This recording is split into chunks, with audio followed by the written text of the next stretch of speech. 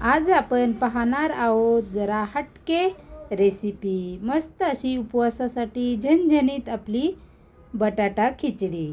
तर पाहू शकता मस्त अशी बनवून झालेली आहे। तर त्यासाठी आपल्याला लागणार आहेत शेंगदाणे। तर मी 1 वाटी शेंगदाणे घेतलेले आहेत। ते छान असे खरपूस रंगावर आपल्याला मंद आचेवर भाजून घ्यायचे आहेत। गॅस मंद ठेवायचा आहे आणि मंद आचेवर मस्त असे खरपूस भाजून घ्यायचे आहेत। तरी पण आपल्याला 2-3 मिनिट लागणार आहेत भाजायला। छान असे भाजून घेतलेले आहेत। तर बघू शकता आता मी गॅस बंद करत आहे। तर आता इथे घेतलेले आहेत मी छोटे छोटे आकाराचे आहेत 5-6 बटाटे घेतलेले आहेत। तुमच्याकडे जर मोठे असतील तर तुम्ही मोठे बटाटे 2 घेऊ शकता। माझ्याकडे छोटे होते त्यामुळे मी घेतलेले आहेत। आता हे शेंगदाणे पण आपले भाजतच आलेले आहेत। तर बटाटे पण तोपर्यंत मी पाण्यात टाकलेले आहेत। कसं माती वगैरे लागलेली असते निघत नाही लवकर, मग कसं बटाटे भिजले का पाण्यात तर ते लवकर निघून जातील, आपल्याला साल वगैरे काही काढायची नाही। आणि इकडं मस्त असे थंड करून घेतलेले आहे शेंगदाणे, ते मिक्सरमध्ये टाकलेले आहे शेंगदाणे आणि त्यात टाकलेले आहे 7-8 हिरव्या मिरच्या। तिखट तुमच्या आवडीनुसार तुम्ही घेऊ शकता। आता हे बटाटे स्वच्छ धुवून घेतलेत, आपल्याला आता हे बारीक बारीक चिरून घ्यायचे आहेत आणि हे मी स्वच्छ पाण्यामध्ये धुवून घेतलेले आहेत। तर चला सगळं साहित्य घेतलेलं आहे आणि हा साबुदाणा मी रात्रीच भिजत घातलेला होता, एकदम असा मऊ फुललेला आहे। आता आपल्याला शेंगदाण्याचा कूट पूर्ण आणि हा शेंगदाण्याचा कूट दरदरा वाटून घ्यायचा आहे, म्हणजे आपल्या खिचडी खाते वेळेस मस्त अशी दाताखाली क्रिस्पी लागला पाहिजे। तर चला शेंगदाण्याचा कूट टाकून घेतलेला आहे आणि चवीपुरतं मीठ मस्त असं। आणि ही खिचडी झणझणीत खायला छान लागते का तर आपण भरपूर प्रमाणात बटाटा घातलेला आहे।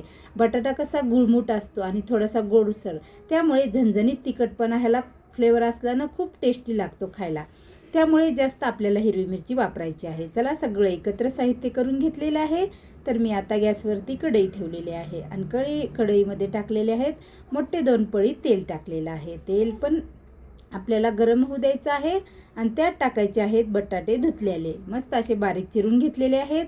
तर ते टाकून घ्यायचे आहेत आणि छान असे आपल्याला लालसर बटाटे थोडे होईपर्यंत तळून घ्यायचं आहे। तर मैत्रिणींनो, ही माझ्या पद्धतीची एकदा बटाटा खिचडी उपवासाला नक्की बनवून खा। उपवास नसेल तर पण एरवी बनवून खा, खूप छान खायला एकदम टेस्टी लागते। आणि त्यात टाकलेले आहेत भाजलेले शेंगदाणे थोडेसे। मी असे खिचडीमध्ये शेंगदाणे खायला पण शाबूत खूप छान लागतात, दाताखाली मस्त क्रिस्पीपणा येतो। तर मैत्रिणींनो, माझा व्हिडिओ पूर्ण पहा। तर जर व्हिडिओ आवडला तर एक लाईक करा, सबस्क्राईब करा, बेल आयकॉनवरती क्लिक करा आणि हा व्हिडिओ जास्तीत जास्त तुमच्या मित्रमैत्रिणींशी शेअर करा, जेणेकरून त्यांना पण वेगवेगळ्या रेसिपी बनवता येतील पाहून अशा आणि टेस्टी आनंद घेता येईल रेसिपीचा पण। तर चला बघू शकता छान आपले असे 3-4 मिनिट लागलेले आहेत। बटाटे छान तळून घेतले। आता मी टाकलेला आहे सगळा साबुदाणा मिक्स केलेला, मीठ त्यातच मिक्स केलं होतं आणि आपली हिरवी मिरची आणि दाण्याचा कूट टाकलेला, सगळे एकत्र करून छान असं हलवून घ्यायचं आहे आणि गॅस थोडासा बारीक करायचा आहे, म्हणजे आपलं खाली करपलं नाही पाहिजे। छान असं एकजीव पूर्ण आपल्याला हलवून घ्यायचं आहे।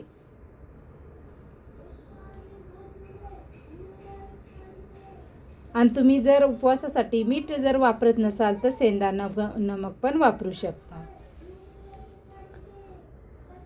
बघू शकता छान पैकी आपला साबुदाणा असा फुलून व वाफळलेला आहे। बघू शकता झणझणीत मस्त अशी आपली बटाटा खिचडी तयार झालेली आहे। चला आता गॅस बंद करते मी आणि प्लेटमध्ये वाढून घेते। तर बघू शकता गरमागरम त्यासोबत बटाटा खिचडी आणि थंडगार असं दही। आता उन्हाळा चालू झालेला आहे तर आपल्याला मस्त थंड पदार्थ, आंबट पदार्थ खावेसे वाटतात। तर चला हा माझा व्हिडिओ पूर्ण बघा, एक लाईक आणि सबस्क्राईब जरूर करा।